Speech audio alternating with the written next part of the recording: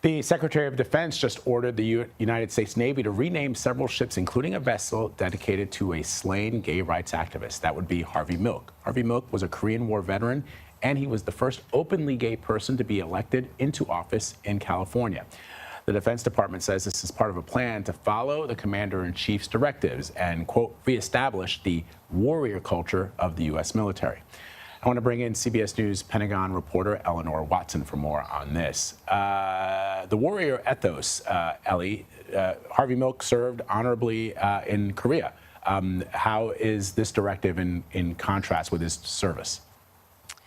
So what we know is that the Secretary of Defense has directed that the Navy rename the Harvey Milk and review whether other ships honoring civil rights advocates and prominent American voices should also be renamed. Among the other ships that are being considered, according to documents we've seen, are the USNS Ruth Bader Ginsburg, the USNS Thurgood Marshall, and the USNS Harriet Tubman. Now, the documents we looked at showed that the proposal to rename the Harvey Milk to remove the name of Harvey Milk from that ship. Harvey Milk, as you noted, a gay rights icon, could come as soon as this month, June, which is Pride Month. And defense officials tell us that that is intentional.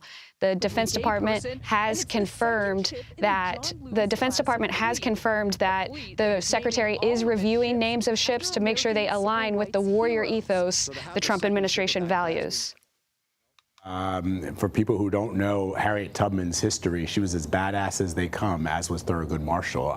So I'm not sure exactly how this does not fit with that warrior ethos. But the question then, of course, Ellie, is how often does the Navy rename its ships?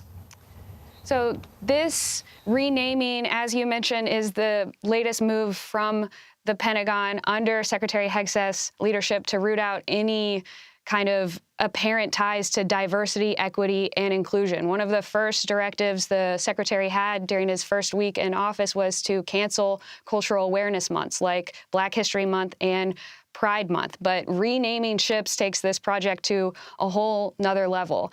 The Navy did rename 2 ships during the Biden administration, but that was because a commission mandated by Congress recommended the renamings to rid the Defense Department of any names that honor Confederates. Aside from those 2 ships, a Navy renaming ships is exceptionally rare, especially after the ship has already entered service, which the Harvey Milk did back in 2023. All right, Ellie Watson reporting for us from Washington this morning. Thank you, Ellie. Appreciate it.